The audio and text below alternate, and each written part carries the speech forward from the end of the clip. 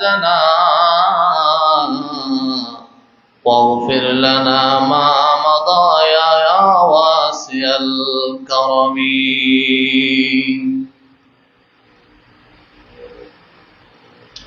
नेमतें बांटता जी समते वजी शान गया साथ है मोशिएरा मते का खलम धन गया नेमतें बांटता दिल है वो दिल जो तेरी याद से मामूरे रहा सर है वो सर जो तेरी कदमों पे कुर्बान गया नेमतें बांटता सामिईन हाज़िरीन नाज़िरीन श्रद्धेय मुसल्लिने कराम दूर दूराন্ত থেকে আগত অত্র মসজিদের মেহমান মুসল্লি বাবা ভাই বন্ধু সকলে মিলে রবের দরবারে শুকরিয়া আদায় করি যে রব আমাদেরকে সুস্থ শরীর নিয়ে আল্লাহর ঘরে মসজিদে আসার জন্য বসার জন্য তৌফিক দান করেছেন সকলে বলি আলহামদুলিল্লাহ লক্ষ কোটি দুরূদ সালাত ও সালাম আদায় করছি আল্লাহ সুবহানাহু ওয়া তাআলা আমাদেরকে রাহমাতুল লিল আলামিন সাইয়্যিদুল মুরসালিন শফিউল মুজনাবিন হুজুর পাক সাল্লাল্লাহু তাআলা আলাইহি ওয়াসাল্লামের উম্মত বানিয়ে আমাদেরকে পাঠালেন আমরা আরেকটি বার সেই নবীজির কদম মুবারকে দুরূদ আর নাজরানা আদায় করে বলি সাল্লাল্লাহু আলাইহি ওয়াসাল্লাম সম্মানীয় মুসল্লিনে کرام ঐতিহ্যবাহী শেখ বাহারুল্লাহ শাহী জামে মসজিদের ধারাবাহিক খুতবা গত জুমার মধ্যে আমরা সন্তানের ক্যারিয়ার মা বাবার ভাবনা এই বিষয়ের আলোকে খুতবা হয়েছিল আলহামদুলিল্লাহ আজ আমাদের খুতবার শিরোনাম হচ্ছে শীতকালে ইমানদারের করণীয় অথবা শীতকাল ইবাদতের বসন্তকাল আমরা আল্লাহর বান্দা আমাদের বসবাসের জন্য আল্লাহ সুবহানাহু ওয়া তাআলা জমিনকে উর্বর করেছেন কোথাও উর্বর জমি কোথাও খাল বিল নদী নালা সাগর মহাসাগর পাহাড় ভূমি সবকিছু আমাদের কল্যাণের জন্য আল্লাহ সৃষ্টি করেছেন আমরা যদি আবহাওয়ার দৃষ্টিকোণ দিয়ে বাংলাদেশের আবহাওয়াকে ভাগ করি অনেক আগ থেকেই পরিবেশবিদ এনভায়রনমেন্ট যারা পরিবেশ বিজ্ঞানী আছে তারা বাংলাদেশের আবহাওয়াকে 6 ভাগে ভাগ করেছেন আমরা 6টা ঋতু হিসেবে জানি যেই ঋতুর মধ্যে এখন আমরা আছি সেটা হচ্ছে শীতকাল আমরা এমন মুসলমান আমরা পেলাম এমন কোরআন শীতকাল বর্ষাকাল গ্রীষ্মকাল শরৎকাল হেমন্তকাল বসন্তকাল কোন কাল কি জন্য আমরা কি করব সবকিছু আল্লাহ তাআলা কোরআনে বলে দিয়েছেন আর একটু জোরে বলি সুবহানাল্লাহ আল্লাহ সুবহানাহু ওয়া তাআলা সূরা আবাসা 24 নং আয়াতের মধ্যে ইরশাদ করেন আল্লাহ বলেন ফালয়ানজুরিল ইনসানু ইলা তাআমি মানুষ চোখের দৃষ্টি নয় শুধু অন্তরের দৃষ্টি দিয়ে চিন্তার দৃষ্টি দিয়ে দেখবে ইলা তাআমি মানুষ যে খাবারগুলো খায় এগুলোর দিকে একটু দৃষ্টি দিবে আমরা এখন শাকসবজি খাচ্ছি এগুলোর দিকে আমরা যদি একটু দৃষ্টিপাত করি, এগুলো ছিল ছোট্ট একটা বিসি। এই বীজটা আপনার মাটির মধ্যে রোপণ করলো, এখান থেকে চারা হলো, চারা থেকে আবার রোপণ করলো, এখান থেকে কাণ্ড হলো, কাণ্ড থেকে আবার ফুল হলো, ফুল থেকে ফল হলো, সেগুলো আমরা খাচ্ছি। তো আল্লাহ সুবহানাহু ওয়া তাআলা বলেন, আমি যে খাবারগুলো উৎপন্ন করি এগুলো খাবার সময় মানুষকে একটু চিন্তা করা দরকার। মানুষের চিন্তা করা উচিত। মানুষ যেভাবে একজন সন্তানকে মায়ের গর্ভ থেকে আসার পরে লালন পালন করে, এই সন্তানকে মায়ের গর্ভের মধ্যে কোনো কিছু ছাড়া কে লালন পালন করেছে? আমি রব লালন পালন করেছি। এর আগে শত বছর, হাজার বছর, লক্ষ বছর, কোটি বছর আমি আল্লাহ লালন পালন করেছি। তারা শুধু কিছুদিন রক্ষণাবেক্ষণা করে এতে একজন সন্তানকে মানুষ করতে একজন মা বাবার কত কষ্ট হয়। আর আমি ওই মা বাবাকেও, মা বাবার ছেলেকেও, তার দাদাকেও, তার নাতিকেও, সবাইকে আমি আল্লাহ সৃষ্টি করেছি। এটা তো আমার সৃষ্টির একটা প্রক্রিয়া। সুতরাং আমার বান্দারা আমার সৃষ্টি নিয়ে কি করবে? একটু চিন্তা করবে, গবেষণা করবে। চিন্তা করলে কি হবে? সবজি, এটা শীতকালে কেন হচ্ছে, এটা নিয়ে আপনি যদি চিন্তা করেন, আল্লাহ তাআলার নবী বলেন, আপনি সারা রাত দাঁড়িয়ে নফল নামাজ পড়লে আপনি যে সওয়াব পাবেন, আপনি সবজি খাওয়ার সময় আপনার সন্তানদেরকে নিয়ে বিসমিল্লাহ বলে শুরু করবেন, সন্তানদেরকে বলবেন তোমরা সবজি খাও, শীতকালীন সময় সবজি খাওয়া এটা উপকারী। এই যে আল্লাহ তাআলার সৃষ্টি, এটা আমাদের শরীরকে সুস্থ রাখার জন্য দিয়েছেন। এই আল্লাহর সৃষ্টি নিয়ে আপনি 1 সেকেন্ড চিন্তা করার কারণে সারা রাত ইবাদত করলে আপনি যত সওয়াব পাবেন, আমার আল্লাহ 1 সেকেন্ড চিন্তা করার কারণে আল্লাহ আপনাকে তত সওয়াব দান করবেন। তাহলে আমরা আবার জানবো এই শীতকালটা কেমন। তিরমিজি শরীফ সিহাসিত্তার অন্যতম একটা হাদিস গ্রন্থ তিরমিজি, এই কিতাবের 997 নং হাদিস, 97। রাসূলুল্লাহ সাল্লাল্লাহু আলাইহি ওয়াসাল্লাম বলেন, আল গানিমাতুল বারিদাতু, শীতকাল হচ্ছে ইবাদতের বসন্তকাল। সুবহানাল্লাহ বলেন না? বসন্তকালে কি হয়? একটা বীজ রোপণ করে দিলে সেটা হয়ে যায়। আবার প্রত্যেক গাছে গাছে, যে গাছে ফুল ছিল না, যে গাছে পাতা ছিল না, সেই গাছে পাতা হয়, যেই গাছে ফুল ছিল না সেই গাছে ফুল হয়। আমাদের এখানে অনেক পরিবেশ আছে, জাহাঙ্গীরনগর ইউনিভার্সিটির ক্যাম্পাস, চট্টগ্রাম বিশ্ববিদ্যালয়ের ক্যাম্পাস, বিভিন্ন এই আপনার বাড়িঘর, অনেকের এলাকা এই পার্বত্য, রাঙ্গামাটি, কাংড়াছড়ি, বান্দরবন, এখানে অনেক এলাকা আছে। আবার অনেকে গ্রামের বাড়িতে আছে, খুব সুন্দর করে বাড়ির চতুর্পাশে গাছ রোপণ করে। তো যখন আপনার কি বসন্তকাল যখন আসে, তখন কোকিল কুহু কুহু ডাকে, কি একটা মনোরম পরিবেশ। একজন মানুষ যখন আপনার এই একজন অনেক অসুস্থ হৃদয় নিয়ে যাবে, তো একটা সুস্থতা বোধ করবে, একটা স্বস্তি বোধ করবে। তো এই যেমন গাছে ফুল ফল ভরে যায় বসন্তকালে, রাসূলুল্লাহ বলেন শীতকাল এটা ঈমানদারের জন্য বসন্তকাল। রাসূলুল্লাহ যেহেতু বলেছেন, এখানে একটা বিশাল ব্যাখ্যা আছে। কি ব্যাখ্যা?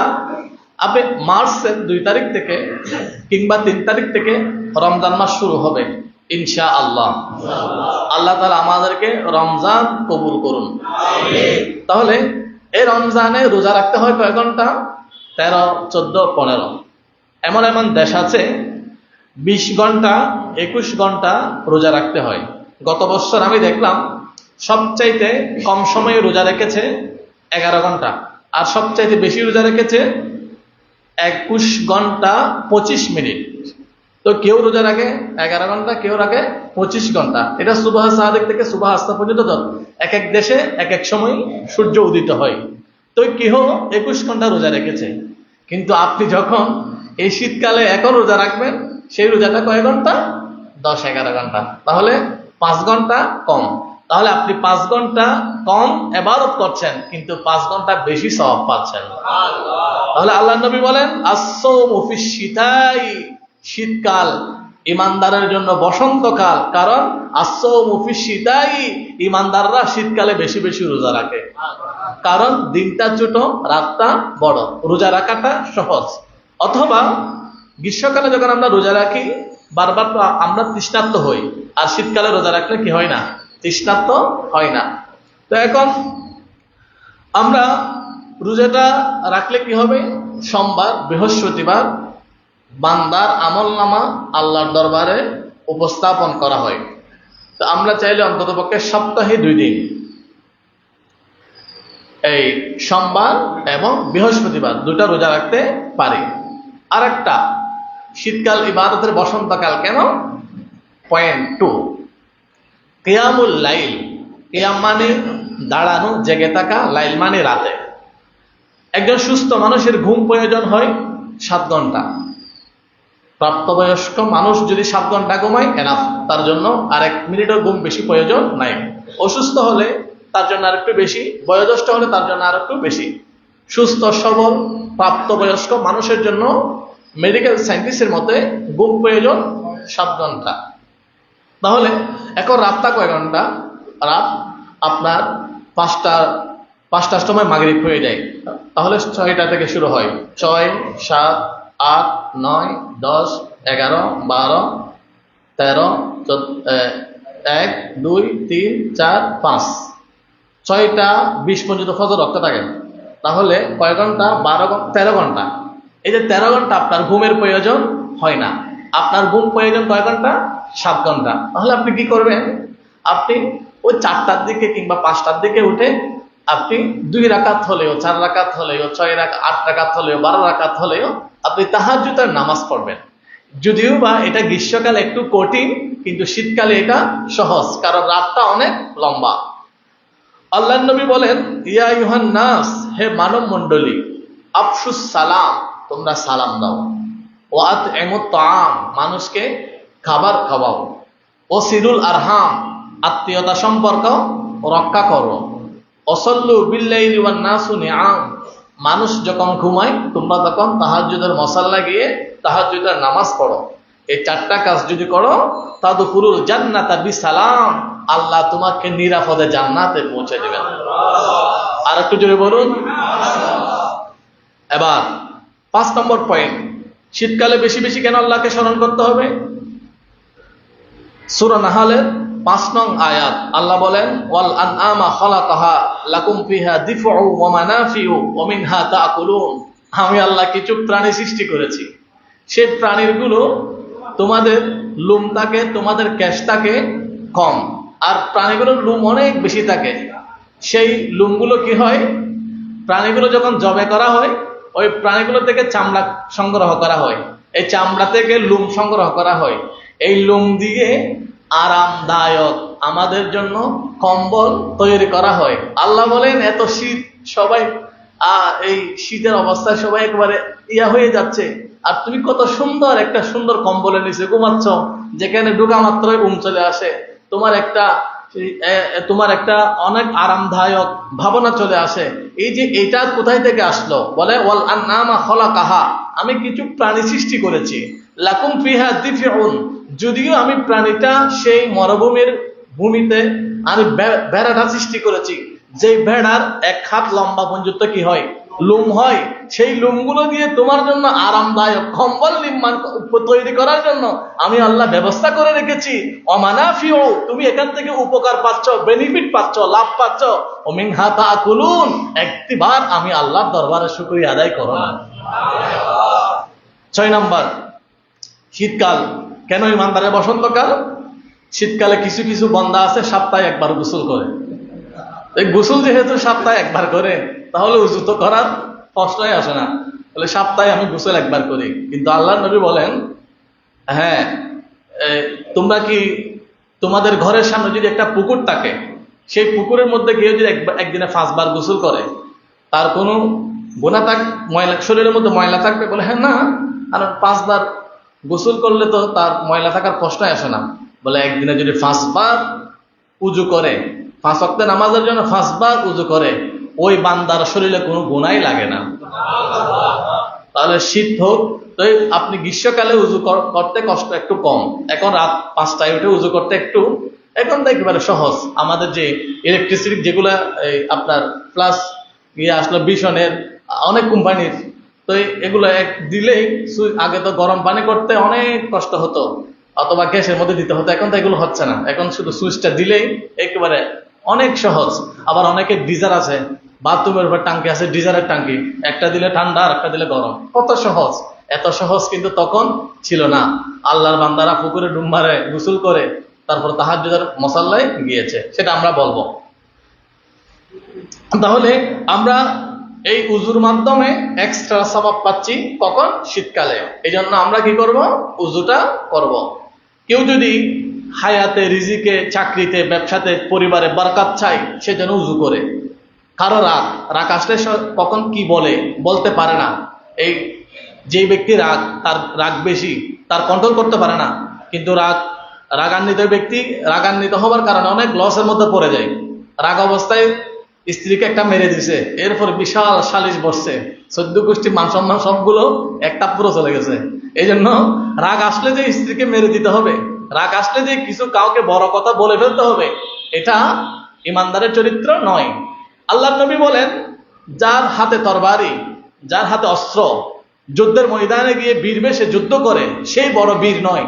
বলে সবচেয়ে বড় বীর কি? বলে সবচেয়ে বড় বীর হচ্ছে যে রাগ আসে, রাগকে কন্ট্রোল করে ফেলে, আর রাগকে কন্ট্রোল করে রাগ থেকে সে বিরত থাকে, সেই হচ্ছে আল্লাহর দরবারে সবচেয়ে বড় বীর। জুড়ে বলি সুবহানাল্লাহ। তাহলে এই রাগকে কন্ট্রোল করার সবচেয়ে আপনার এফেক্টিভ মেডিসিন হচ্ছে ওযু। তাহলে সেই ওযু করে আমরা বেশি সওয়াব পাই কোন কালে? শীতকালে। এখন আমরা এই শীতকালে নফল রোজাটা রাখতে পারি। সোমবার রোজা রাখা সুন্নত, বৃহস্পতিবার রোজা রাখা সুন্নত। এটা সুন্নত নফল, আমরা চাইলে এটা করতে পারি। করলে কি হবে? বুখারী শরীফের 2840 নং হাদিস, রাসূলুল্লাহ বলেন, মান সামা ইয়াওমান ফি সাবিলিল্লাহ, যে ব্যক্তি একদিন নফল রোজা রাখবে কিংবা সুন্নত রোজা রাখবে, যা রাখা ফরজ নয়, রাখলে কি হবে? আল্লাহ নবী বলেন, বা'আদাল্লাহু ওয়াজহাহু আনিন নারি 70 খারিফা, আল্লাহ তাআলা জাহান্নামের আগুন থেকে 70 মাইল দূরত্বে তার জন্য জান্নাতের প্রাসাদ নির্মাণ করে দিবেন। তাহলে জাহান্নামের আগুন থেকে রক্ষা করার জন্য শীতকালের রোজা অত্যন্ত গুরুত্বপূর্ণ ভূমিকা পালন করে। এরপরে আমরা শীত যখন আসে, অনেক মানুষের কর্মঠ হয়ে যায়, আবার কর্মহীন হয়ে যায়। তো যে মানুষগুলো কর্মহীন হয়, তাদের আমরা পাশে দাঁড়াবো। এই পাশে দাঁড়ানোর ফজিলত সেটা আমরা পাচ্ছি কখন? শীতকালে। অনেক মানুষ আছে তাদের শীত বস্ত্র নাই। আমাদের এই বছরের জন্য 3টা, প্রত্যেক বছর নতুন নতুন করে আমরা শীতের কাপড় কুটি নিই। ঠিক আছে, কুটি নেওয়া, শীত বস্ত্র নেওয়া, এটা খারাপ না। আপনার থাকলে আপনি নেবেন সুন্দরভাবে।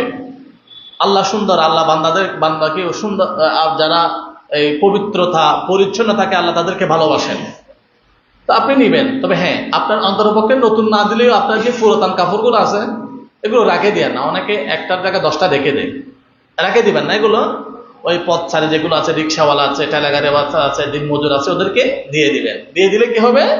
নতুন হোক পুরাতন হোক, এই যেভাবে হোক, আপনি যদি দেন কি হবে? তিরমিজি শরীফের 2449 নং হাদিস, আল্লাহ তাআলার প্রিয় হাবিব বলেন, আল মাখতুমিন ওয়া আইয়ুমা মুমিনিন কাসা মুমিনান আলা উরইন কাসাহুল্লাহু ফি হুদুরিল জান্নাহ, যে ব্যক্তি এই দুনিয়াতে কোনো এতিমকে, কোনো পথচারীকে, অসহায় মানুষকে, আত্মীয়কে, কোনো যদি মুহাব্বতের মানুষকে শীত বস্ত্র দান করে, আল্লাহ কিয়ামতের ময়দানে ওই ব্যক্তিকে জান্নাতের সবুজ পোশাক পরিধান করাবেন।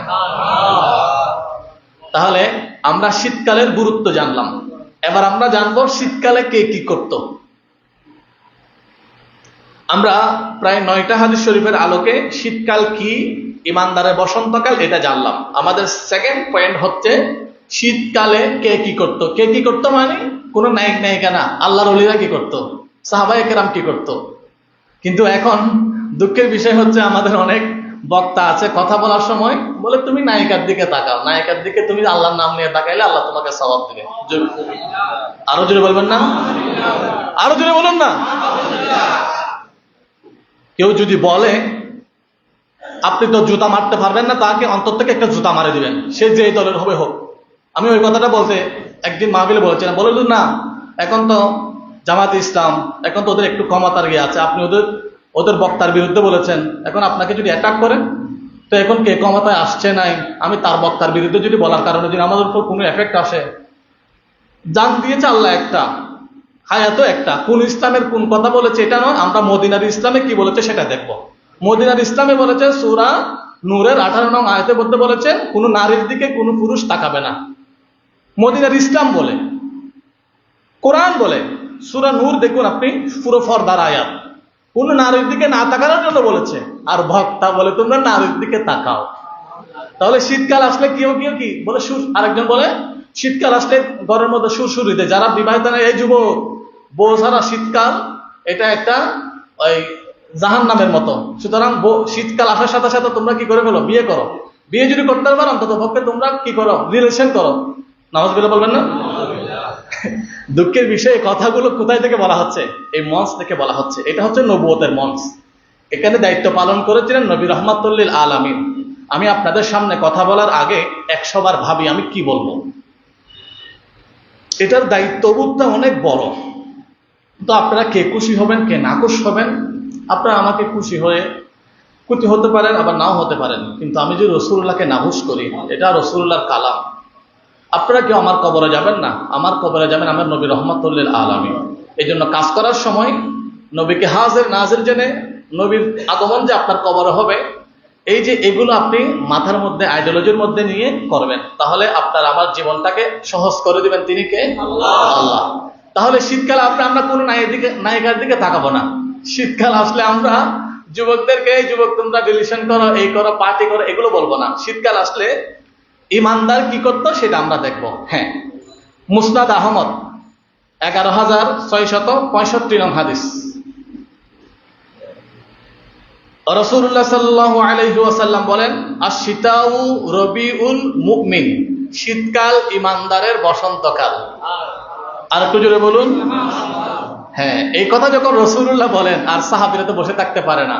সাহাবীরা কি করে?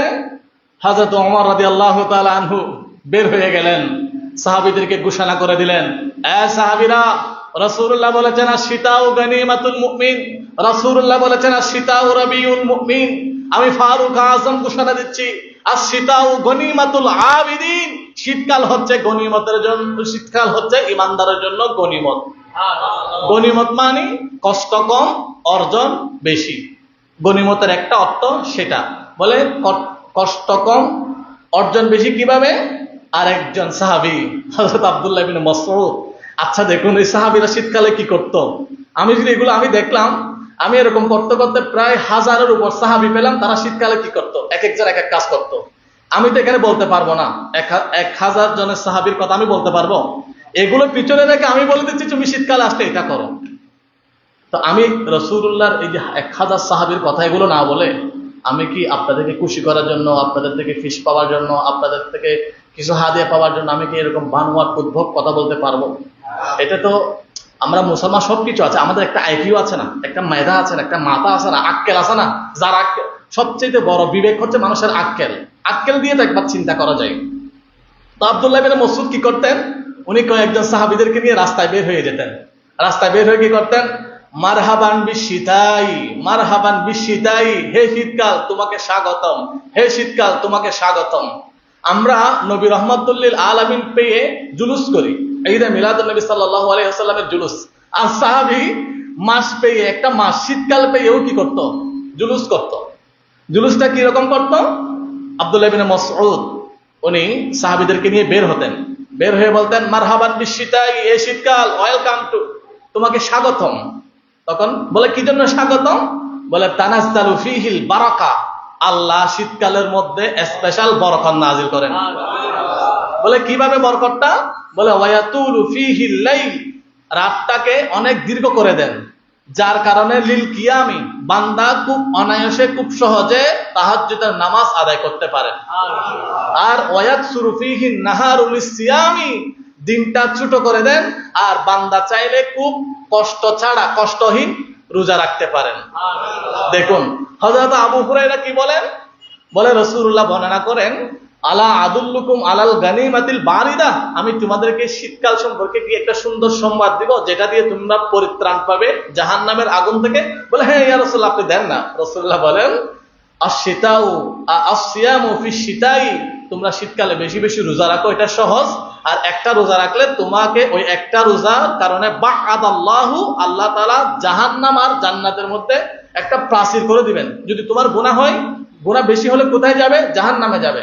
আর আল্লাহ, তুমি যদি একটা শীতকালে রোজা রাখো আল্লাহ সন্তুষ্টির জন্য, ওই রোজাটার কারণে জাহান্নামে যাওয়ার আগের মধ্যে একটা প্রাচীর নির্মাণ করে দিবেন, আর প্রাচীরটা নির্মাণ করার কারণে আল্লাহ তাআলা তোমাকে জাহান্নাম থেকে মুক্ত করে জান্নাত দান করবেন। হাসান বসরি কি করতেন? লাইলাতুন তাউইলুন ইয়াকুমা, উনি সারা রাত এই শীতকালে এসে পেলে কি করতেন? দাঁড়িয়ে দাঁড়িয়ে নামাজ পড়তেন। গৌসে পাক আব্দুল কাদের জিলানী। আমি অনেক সময় এখানে মাঝে মধ্যে আল্লাহর ওলিদের উদাহরণ দিই। তো একজন আমাকে একদিন কল করে বলছে, মুসল্লি বলো যে কোরআন থাকতে হাদিস থাকতে আপনি এখানে গৌসে পাক, খাজা, গরিব নামাজ এগুলো কি জন্য বলেন? আমরা যখন বিভিন্ন সময় বিভিন্ন মাসে আউলিয়া কেরামকে স্মরণ করি, আউলিয়া কেরামের চরিত্রটা আমাদের জন্য অনুসরণীয়, অনুকরণীয়। এটা বলেছেন কে? আল্লাহ। সূরা তাওবা 119 নং আয়াত। আল্লাহ বলেন, ইয়া আইয়ুহাল্লাযীনা আমানু তাকুল্লাহ ওয়া কুনু মা'আস সাদিকিন, তোমরা আমাকে ভয় করো, যারা সাদিকিন বান্দা তাদের সঙ্গী হও। সাদিকিন বান্দা বলতে কারা? সাদিকিন বান্দা হচ্ছে আল্লাহর আউলিয়া কেরাম। এখন কেন বলছি? বক্তা বলে শীতকাল আসলে নায়িকার দিকে তাকাও, আর গৌসে পাক কি বলেন দেখুন। গৌসে পাক উনি শীতকাল হোক গ্রীষ্মকাল হোক, আমরা যারা পুরুষ কখন বালেক হয়? যখন পুরুষের স্বপ্নদোষ হয়। আর মেয়েরা কখন বালেক হয়? যখন তাদের হায়েস হয়। আচ্ছা, এখন প্রস্রাবও যে রাস্তা দিয়ে আসে, আবার স্বপ্নদোষের ইয়াও সেই রাস্তা দিয়ে আসে, কিন্তু প্রস্রাব আসার পরে গোসল ফরজ হয় না। স্বপ্নদোষ হওয়ার পরে মনিমূল এগুলো আসার পরে গোসল ফরজ হয়। কারণ কি? প্রস্রাবটা আমরা যখন করি এটা আমাদের ফিলিংসটা কম হয়, কিন্তু সহবাস কিংবা স্বপ্নদোষে যেই আপনার মনিটা বের হয় এটাতে ফিলিংসটা বেশি হয়, এটা পুরো রক্ত থেকে চলে আসে। এই জন্য আল্লাহ বলেন, তোমরা এটা প্রস্রাব করা যে রকম নিয়ামত, আর স্বপ্নদোষ হওয়া এটাও একটা নিয়ামত। অনেক পুরুষ আছে অনেক সুন্দর সুদর্শন, কিন্তু তার মধ্যে পুরুষত্ব নাই। তো এই পুরুষত্বটা অনেক বড় একটা নিয়ামত না? যার মধ্যে পুরুষত্ব নাই তাকে মানুষ বলদ মানে অনেক, এটা আল্লাহর সৃষ্টি, তো এটা একটা নিয়ামত। এই নিয়ামতটা পেয়ে আপনি কি করবেন? গোসল করবেন। এই জন্য আল্লাহ তাআলা স্বপ্নদোষ হওয়ার পরে গোসল করাকে কি করেছেন? ফরজ করেছেন। কিন্তু শীত হোক গ্রীষ্ম হোক, যে অবস্থায় হোক না কেন, আপনার যখন সহবাস কিংবা স্বপ্নদোষ, এরপর আপনাকে গোসল, এটা ফরজ। এই গোসল করার আগে আপনাকে গোসলের 3টা ফরজ আদায় করতে হবে। গড়া করিয়ে আপনার কুলি করতে হবে 3 বার। নাকে এভাবে ডান হাতে নিয়ে বাম হাতে আঙ্গুল দিয়ে পানি ঢুকিয়ে দিতে হবে 3 বার। সমস্ত শরীর, একটা লুমু যাতে পানির মধ্যে মানে শুকনা না থাকে। এভাবে অনেকে শীতকালে গোসল করে কোন রকম 2 মগ 3 মগ দেয় না, কিন্তু ফরজ গোসল করতে গেলে আপনার 2 মগ দিলে হবে না। 2 মগ দেন, 3 মগ দেন, কিন্তু আপনার শরীরের প্রত্যেকটা লোম কি করতে হবে? ভিজতে হবে। এবার গৌসে পাক আব্দুল কাদের জিলানীর শীতকাল কেমন ছিল? হুজুর শাইখ বাগদাদ গৌসে পাক আব্দুল কাদের জিলানী রাদিয়াল্লাহু তাআলা আনহু শীতকালে উনি এশার নামাজ পড়ে ঘুমালেন। ঘুমানোর পরে ওনার স্বপ্নদোষ হলো। স্বপ্নদোষ হওয়ার পরে উনি রাত 3টা যখন হলো, একটা গামছা একটা লুঙ্গি নিয়ে পুকুরের মধ্যে চলে যাচ্ছে। এবার মিস্টার ইবলিস শয়তান গৌসে পাকের কাছে আসলেন, হে গৌসে পাক আব্দুল কাদের জিলানী, তুমি প্রত্যেকদিন তাহাজ্জুদের নামাজ পড়ো, প্রত্যেকদিন এশার নামাজ পড়ো, ফজরের নামাজ পড়ো, কিন্তু গৌসে পাক আমি তোমার একজন বন্ধু বললাম, আজকে তুমি তাহাজ্জুদের নামাজ পড়িও না। আজকে পুকুরের পানিগুলো দেখো, পুকুরের পানির মধ্যে বরফ জমে গেল। এই বরফের মধ্যে যদি তুমি ডুব দাও, তোমার মৃত্যু হতে পারে, তোমার মরণ হতে পারে। তুমি আজকে গোসল করিও না। আজকে গোসল না করে তুমি অপেক্ষা করো, সকালবেলা যখন সূর্য উদয় হবে তখন তুমি গোসল করিও। আব্দুল কাদের জিলানীর কাছে যখন শয়তান এসে বলল, আল্লাহর ওলি গৌসে পাক আব্দুল কাদের জিলানী রাদিয়াল্লাহু তাআলা আনহু বলে দিচ্ছেন, আস্তাগফিরুল্লাহাল আযীম ওয়া আতুবু ইলাইহি, বলে আমি আল্লাহর কাছে ইস্তিগফার করছি, আল্লাহর কাছে তওবা করছি, আল্লাহ আমাকে উদ্ধার করো। এই দোয়া করলেন। আর আল্লাহর ওলিদের এই কথাগুলো সূরা আরাফের 201 নং আয়াতের মধ্যে বলেন, ইযা মাসসাহুম তায়িফুম মিনাশ শাইতানি তাযাক্কারু ফাইদা হুম মুবসিরুন। বান্দাদের মধ্যে কিছু বান্দা আছে যেগুলো আল্লাহর বান্দা, খাঁটি বান্দা, ইমানদার বান্দা, নেককার বান্দা, তাদের কাছে যখন শয়তান আসে, শয়তান আসার পরে যখন শয়তান এসে বলে তুমি আজকে নামাজ পড়িও না, আজকে গোসল করিও না, এই শয়তানের কথা অবজ্ঞা করে তারা আল্লাহকে স্মরণ করে, এই জন্য তারা আল্লাহর বলি হতে পারে। এবার গৌসে পাক বলে, এ শয়তান, আল্লাহ তো কোরআনে বলেছেন ইমানদারদেরকে শয়তান স্পর্শ করতে পারে না, তুমি আমাকে স্পর্শ করার জন্য আসছো, আমাকে ইনশাআল্লাহ স্পর্শ করতে পারবে না। অন্য দিন গোসল করার জন্য আমি 3টা ডুব দিতাম, 3টা ডুব দিয়ে গোসল করতাম, আজকে গোসল করব আমি গুনে গুনে 71টা ডুব দিব। আরো জোরে বলুন। আমরা আউলিয়া কেরামের কথা কেন বলি? আউলিয়া কেরামের কাছে কি হলো, শয়তান আসে গোসল না করার জন্য যুক্তি দিচ্ছে, আর গৌসে পাক বলে অন্যদিন ডুব দিতাম 3টা, আজকে দিব কয়টা? 71টা। 3টা দিব আমার গোসলের জন্য, আর 69টা দিব তোর বিরোধিতার জন্য। তুই শয়তান যাতে আমার কাছে কি আসতে না পারিস। এই পুকুরের মধ্যে বরফের পানি দিয়ে গোসল করেন, তাহাজ্জুদের নামাজ পড়েছেন, তারা হচ্ছে আউলিয়া কেরাম। তো তার কথা না বলে তোর কথা বলতাম। তুই একবার বলস নবী ভুল করেছে, যাও নাউজুবিল্লাহ বলবেন না? তুই একবার বলস না ওই নায়িকার দিকে তাকা, একবার বলস ফুটবল খেলা 40 লোক বৈশালে, আর একবার বলস জাতীয় কবিকে, মানে এই উদ্ভট কথাগুলো এই মঞ্চে এই মিম্বার থেকে বলস। আমি কি রাসূলুল্লাহর গৌসে পাকের কথাগুলো না বলে তোমার কথাগুলো বলতাম? তুমি আমাকে মারো, খাটো, যা কিছু করতে পারো, আমি আমার গৌসে পাকের কথাই বলবো, এগুলো আমার জন্য নাজাতের উসিলা। তাহলে আমরা এবার জানলাম, কি জানলাম? আমার আলোচনার মধ্যে 2টা পয়েন্ট ছিল। একটা পয়েন্ট হচ্ছে শীতকাল ইমানদারের বসন্তকাল, এটার আলোকে আমি 9টা হাদিস শরীফ বলেছি। আর শীতকালে আল্লাহর বান্দারা, সাহাবীরা কে কি করত, আউলিয়া কেরাম কি করত, 2টা পয়েন্ট। 3 নম্বর পয়েন্ট, 16 ডিসেম্বর আমাদের জাতীয় দিবস, বিজয় দিবস। জাতীয় দিবসের একটা অংশ বিজয় দিবস। তো এই বিজয় দিবসকে সামনে নিয়ে অনেকে অনেক কর্মসূচি দিয়ে একজন আরেকজনের বিরুদ্ধে হুঙ্কার দেয়, তুমি আসো, তুমি আসো, তুমি আসো। তো বিজয় দিবসটা দেন আল্লাহ। তো বিজয় দিবস গত বছর আমাদের দেশে যারা নেতৃত্ব দিয়েছে তারা এবছর দিতে পারবে না। তো এবছর যারা দিচ্ছেন হয়তো 5-10 বছর পরে হয়তো ক্ষমতার পথ পরিবর্তন হবে, কিন্তু আমরা নীতির মধ্যে থাকবো, নীতি হারাবো না। নীতি যতক্ষণ হারাবেন না ততক্ষণ আল্লাহর ইজ্জতের ফেরেশতারা আপনাকে পাহারা দিবে, আর যখনই নীতি হারাবেন তখন বেইজ্জতের ফেরেশতারা আপনাকে স্পর্শ করবে। তো এই জন্য এমন বক্তব্য দিবেন না, এমন কথা বলবেন না, এমন কর্মসূচি দিবেন না যাতে আপনার ইজ্জত কি হয়, লুণ্ঠন হয়, নষ্ট হয়, আপনার ব্যক্তিত্ব হারায়। তো বিজয় দিবস ও ইসলাম, এটা আমাদের বিশাল একটা আর্টিকেল, আমাদের একটা আল ইস্তিয়াব মাসিক পত্রিকা, ওটাই আসছে। তো মূলত বিজয় দেন আল্লাহ, বিজয়টা আল্লাহর পক্ষ থেকে আসে। তো বিজয় আসার পরে কি হয়, আল্লাহ বলেন ইদা জা নাসরুল্লাহি ওয়াল ফাতহু, বিজয় আসার পরে মানুষ আল্লাহর প্রশংসা করবে। রাসূল পাক বিজয় দিবস পালন করেছেন, অবাক লাগতেছে? 16 ডিসেম্বর রাসূল পাকের বিজয় দিবস নয়, রাসূল পাকের বিজয় দিবস ছিল ফাতহে মক্কা। আপনারা যখন আল্লাহর ঘরে যাবেন, হানায়ে কাবা কেউ যদি যান, যেটা 97 দরজা, আল্লাহর ঘরের মধ্যে অনেক দরজা আছে, একটা দরজা আছে 97 নম্বর দরজা। ওই 97 নম্বর দরজার উপরে লেখা আছে বাবুল ফত, মানে বিজয়ের দরজা। বিজয়ের দরজা মানে আল্লাহর নবী মদিনা থেকে এসে মক্কা মুকাররমায় ওই দরজা দিয়ে প্রবেশ করেছেন, আর ওই দরজা দিয়ে ওই স্থানে আল্লাহ তাআলা কোরআন শরীফের মধ্যে একটা সূরা আছে, সূরা ফাতাহ মানে বিজয়, ওই বিজয় সূরাটা ওই স্থানে নাযিল করেছেন। তো রাসূলুল্লাহ বিজয় দিবস কিভাবে পালন করেছেন? ইয়াউমা ফাতহি ওয়া হুয়া আলা নাকাতি ইয়াকরাউ বিসূরাতিল ফাতাহ, উনি বিজয় দিবসের দিন কোরআন শরীফের সূরা ফাতাহ পড়েছেন। তা আর কি করেছেন রাসূল পাক? হযরতে উম্মে হানি বলেন উনি বিজয় দিবসের দিন নামাজ পড়েছেন।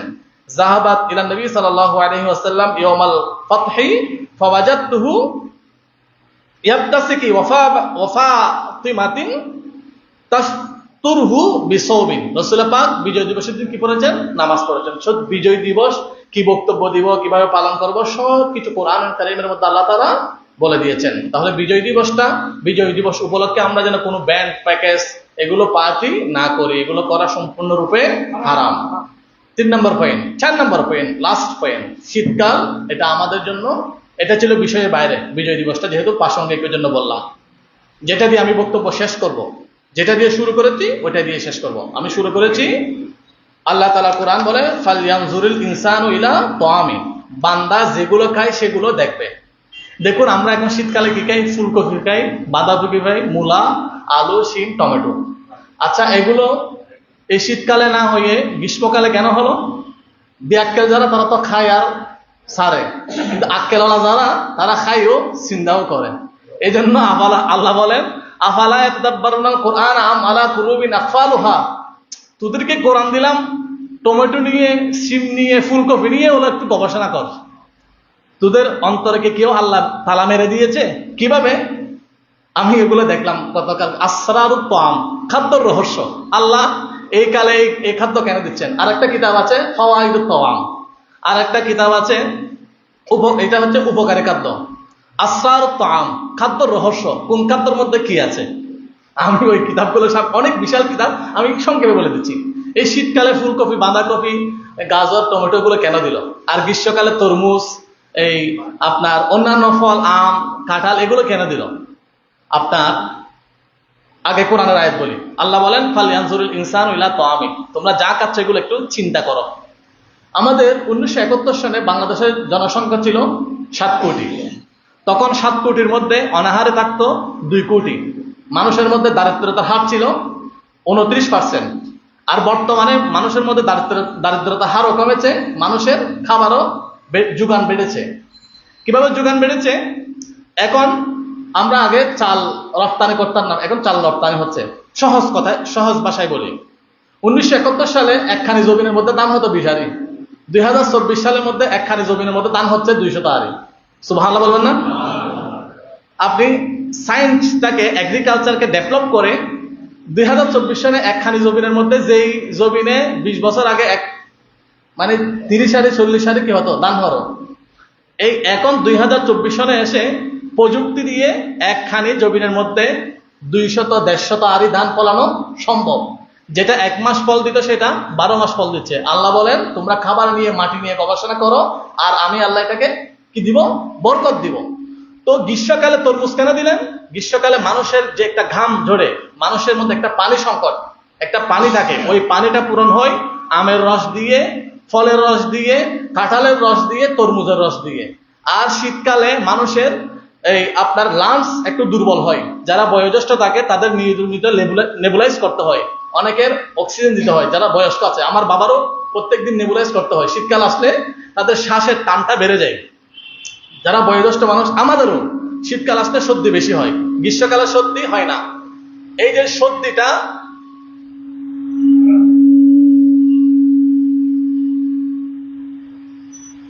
এই যে আমি দেখলাম আল্লাহ তাআলা ফুলকপি, বাঁধাকপির মধ্যে এমন কিছু রেখেছেন যেগুলো সর্দি, আপনার কাশি, লাংসের দুর্বলতা অনায়াসেই কেটে ফেলতে পারে। তো এই জন্য শীতকাল আর একটা কাল, সেটা হচ্ছে বেশি বেশি সবজি খাওয়ার কাল। তো আমরা শীতকালে যে সবজিগুলো আছে এগুলো আল্লাহ তাআলা আমাদের এই যে উপকারের জন্য, এটা হচ্ছে একটা কিতাব আমি এখানে নিয়েও আসলাম, অনেক লম্বা কিতাব, আসরারুত তাআম। এটা কোন খাবার, এখানে মূলা খেলে কি হয়, শিম খেলে কি হয়, আলু খেলে কি হয়, পটল খেলে কি হয়, তো কোন কালে কি খাবেন। তো শীতকালীন সব শাকসবজিগুলো অত্যন্ত শরীরের জন্য উপকারী। তো দেখুন আপনি শীতকালে কি খাবেন, গ্রীষ্মকালে কি খাবেন, বর্ষাকালে কি খাবেন, সবগুলো আপনার জন্য নির্ধারণ করে দিয়েছেন তিনি কে? আল্লাহ। আমরা তো এগুলো দেখে, আমি তো গতকালকে পরে বললাম, বা একটা যিনি লিখলেন ইনি 100 বছর আগে লিখলেন, কিন্তু এগুলো হাজার লক্ষ বছর আগে আল্লাহ তাআলা আমার জন্য, আপনার জন্য নির্ধারণ করে রেখেছেন। আমার আলোচনার সাবস্টাইল, মূল কথা, শীতকাল ইবাদতের বসন্তকাল। এই আলোকে আমি 9টা হাদিস শরীফ বলেছি। কি কি করা যায়? ওযু করা যায় বেশি, গোসল, আপনার গোসল ফরজ হলে যথাসময়ে গোসল করা যাবে, তাহাজ্জুদের নামাজ পড়া যাবে, রোজা রাখা যাবে, কোরআনুল কারীম তেলাওয়াত করা যায়, অনেক লং টাইম, অনেক লম্বা রাত, এগুলোকে আমরা যথাসময়, মানে যথা উপযুক্ত কাজ দিয়ে এটা অতিবাহিত করা যায়। 2 নম্বর পয়েন্ট ছিল শীতকালে সাহাবীরা কি করত, শীতকালে নবীজি কি করতেন, শীতকালে আউলিয়ায়ে কেরাম, হুজুর গৌসে পাক, সলফে সালেহিনরা কি করতেন। তো রাবিয়া বসরিয়া শীতকালে এক রাতে 1000 রাকাত নামাজ পড়তেন।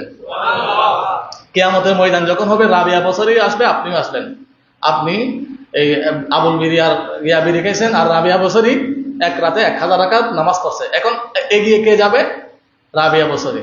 তো আপনি একটা গুনাহ করছেন মানে জাহান্নামের দিকে 1 কদম এগিয়ে যাচ্ছেন, একটা সওয়াব করছেন মানে জান্নাতের দিকে 1 কদম এগিয়ে যাচ্ছেন, একটা সওয়াব করছেন মানে আপনি আল্লাহর কাছে যাচ্ছেন, একটি সওয়াব করছেন মানে আপনি জান্নাতের কাছে যাচ্ছেন, একটি সওয়াব করছেন মানে আপনি জাহান্নাম থেকে 1 হাত দূরে সরে যাচ্ছেন, একটি সওয়াব করছেন মানে আপনার উপর আল্লাহ একবার সন্তুষ্টি বেশি হয়েছে। সুতরাং আসুন আমরা যেভাবে বললাম এভাবে আমল করে আমাদের ইবাদত বেশি বেশি করার জন্য তৌফিক দান করুন।